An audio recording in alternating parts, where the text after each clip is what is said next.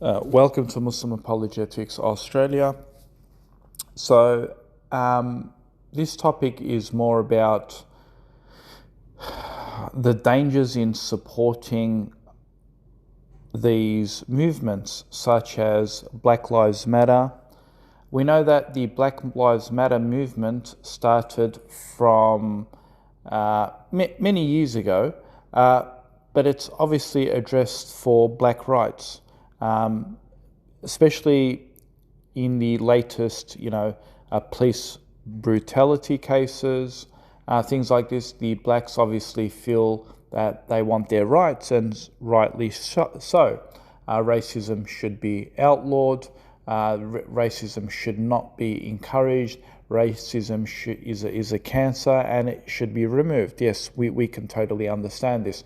But the problem we have with this is the Black Lives Matter movements, they have encouraged a lot of the emergence of other movements, because of course, if we're going to support Black Lives Matter movements, why aren't we going to now support all these other movements? And there's like this sort of hypocrisy.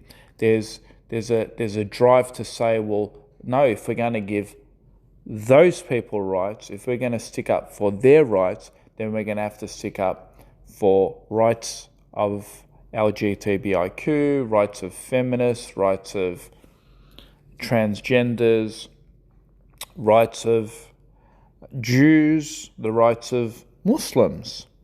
And that's why you'll have a lot of the Muslim politicians, people like Ilhan Omar, and then you'll have other activists such as Linda Salsar. These are hijabi Muslim women who are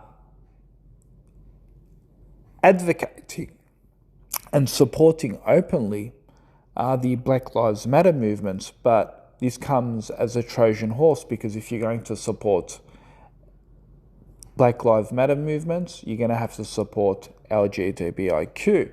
And you see Ilhan Omar, who's the American politician, where she goes to events dancing and singing with transgender and supporting transgender.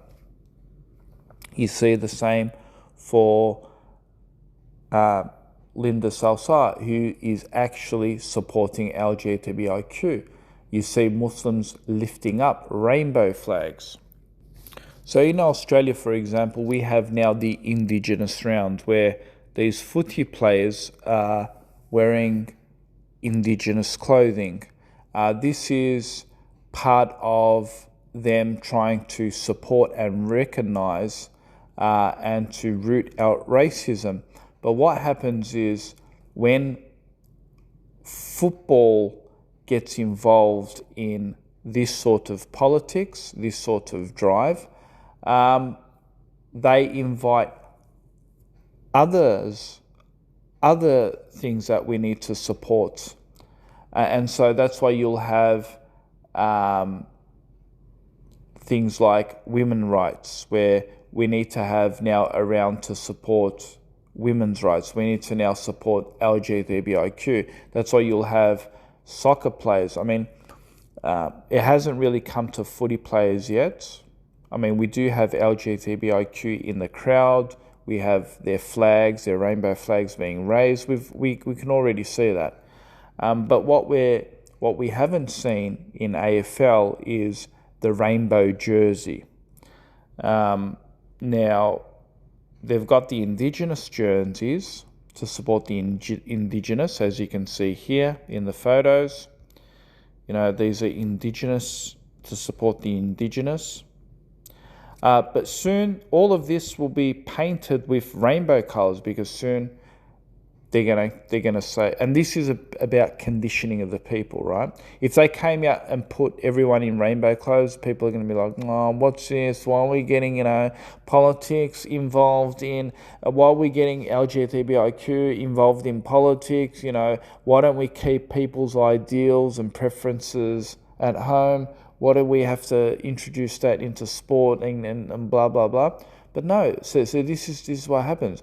They start first conditioning the people. First, we need to stick up for the rights of the Indigenous. We need to have a program where we involve Indigenous clothing and we all the Indigenous culture. We need to bring it into the AFL. Whenever we have a ceremony, we bring the didgeridoo. We do the didgeridoo songs, the Aboriginal Indigenous songs. And this way we can prove that we live in harmony of acceptance. But then, so this is part of the conditioning. So then, when you bring that into the football, then you're introducing LGBTIQ. Then we're going to bring in the rainbow flags and then the clothes, and then of course what happens now is the Muslims want their rights now, right? So the Muslims are like, well, hang on a minute, we're also, there's so much Islamophobia, we're also being discriminated against. How about you also invite us in? And now what we're going to see is we're going to have prayer rooms opened at sports stadiums, at the MCG, and the Muslims are like, okay, cool, we're getting our rights too. So, I mean, what kind of a culture do you want to have now? What kind of culture? So you want to go to the football where you'll be among the LGBTIQ, you'll be among rainbow flags. As long as you have your masjid at the MCG and you have a prayer room, that's fine. It's halal for you to interact with these people and qawm lut. And, it's like the whole chorba, we call it the soup in Turkish. And of course, the Christians are being affected by this because those poor guys are being left out now. I mean, literally Christian heritage is gone now, almost gone, because you got Muslims coming. They're now building their masjids. They're now they got their mosques here. They've got prayer rooms in the MCG. And you're going to have halal pies being served now, and you're probably going to get Muslims. I don't know. They're going to start promoting Islam. You're going to get non-Muslim footy players now start promoting Islam. Now you may say, "Well, hang on, brother. Why are you against this? I mean, isn't that a good thing?" Yes, it is a good thing, but you don't understand that. When you start doing this, they're going to want to start doing it in a Muslim country, right? They're going to say, oh, look how accommodating we are. We came here, we allowed you to build your masjids, your mosques. We came here to, we gave you, you wanted a private prayer room in that airport. You wanted that private prayer room in that at the MCG, at that sports. Look, we've given you all of this. How about you start giving stuff back to us? Right? So we want to now build our church in Saudi Arabia, which you keep denying us. We want to do that too now. So what leg are you going to have to stand on now? What leg are you going to have to stand on? As a Muslim, what leg are you going to have to stand on? What are you going to do? You're going to turn around and say no to these people now? And that's why you have now Muslim politicians compromising. That's why in Saudi Arabia you have politicians who are compromising, who are now opening up a music festival. The King of Saudi, what is his name? Mohammed something. He's opened the music festival where they've brought techno, trance, kuffar music, and they're having their music festivals there. Because he's like, well, if the kuffar are making it accommodating for us, we need to make Western civilization, we need to bring Western civilization, Western ideals into a Muslim civilization, because they're making our din they're accommodating our din in the West. So we need to now repay the favor. And this is the slippery slope I've been talking about. If you're going to impose your Islam on the West, they're going to impose it on us. If you're going to want your hijab rights here, they're going to want LGBT rights there. We saw what happened in the Qatar World Cup. The non-Muslims are like, you know what? Enough's enough. Enough's enough. That's why you have so much resentment, so much force against Muslims. Muslims who want rights in living in the West, Muslims who are demanding their hijab rights, all of that's starting to get stripped away. Because they're like, oh, wow, man, I thought these Muslims were with us. Look what happened in Qatar. Now, they didn't allow LGBTIQ, right? It was such a painful mistake for them to give Qatar the World Cup. It was the biggest painful mistake. Well, I don't think any other Muslim country, unless you're heavily secularized, that you're ever going to see the World Cup again. Right? They made that mistake. They got bitten hard. They're like, oh my God. They literally didn't allow LGBTIQ to be promoted in the stadium, and people who tried to were thrown out. They're like, we got stung. We got stung. I can almost guarantee you that they're not going to allow another Muslim country, especially if they're conservative, to hold a World Cup again. This is going to be the greatest push. They're going to be like, what? We already got stung once. We're not going to get stung again. And by the way, the next World Cup, it is just going to be about LGBTIQ, especially if, I don't know, if the World Cup is held in Germany or America, I don't know where. Wherever it's going to be held, obviously it's going to be a non-Muslim country. When that happens, that whole stadium, they're going to paint it like you've never seen it being painted in colors before. I'm making a prediction now that almost every second person is going to be holding an LGBTIQ flag. You're not going to be able to watch that soccer game on TV. There is going to be so much LGBTIQ promotion because these people are like, how dare Qatar do this to us? How dare they do that? All that we've done, we've allowed Muslims to come here, build their masjids. We've allowed halal certification. We've allowed, Muslim preachers to preach their deen. We've allowed some of them to become our politicians. We've allowed some of them to speak on our media platforms. How dare they do that to us? So this is going to go two ways. Either you're going to now allow all of their fahisha and ideals in Muslim countries, or they're going to strip you of your religion. In all honesty, inshallah, our Muslim countries keep those ideals, and Muslims get stripped of their religion in this country, and you'll go back. Wallahi, you'll go back because it's better for you to go back.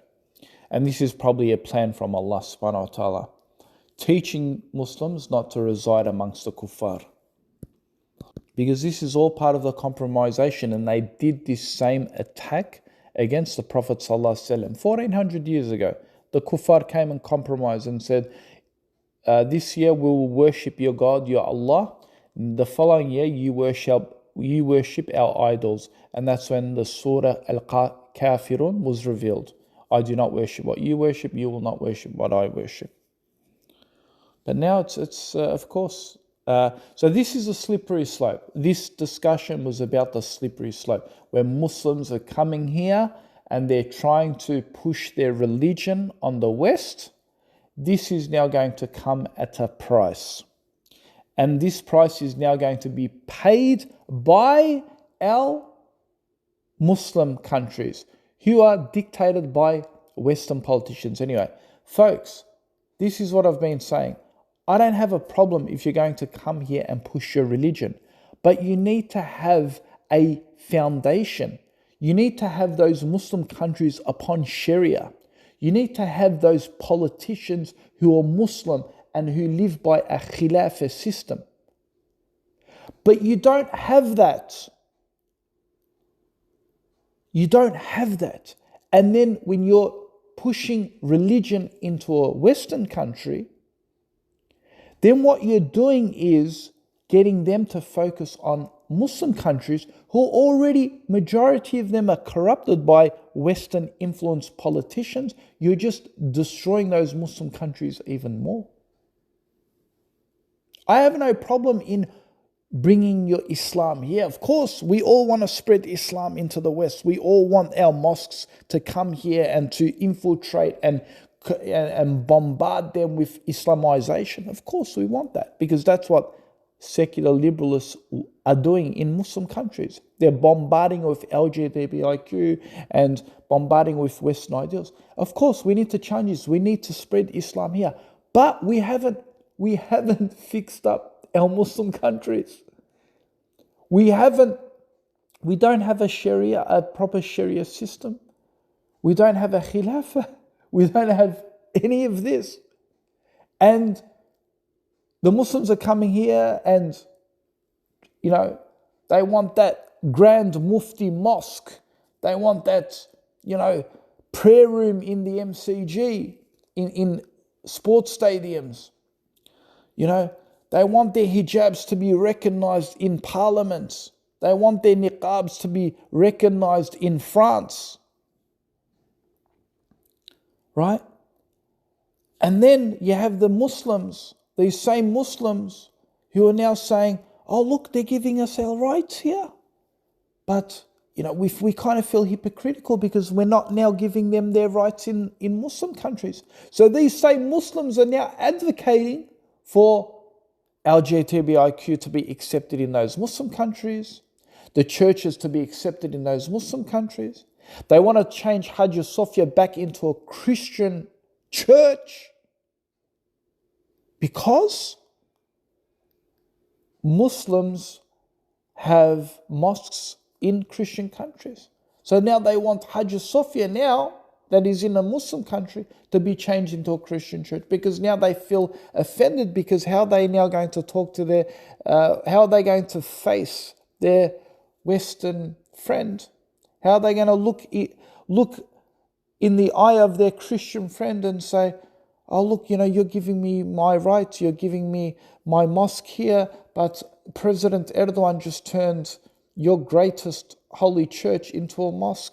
How they look face. And this is why they're against Erdogan. They're fighting against Erdogan now. So this is the slippery slope I've been talking about. When will we learn? We're not going to learn, unfortunately.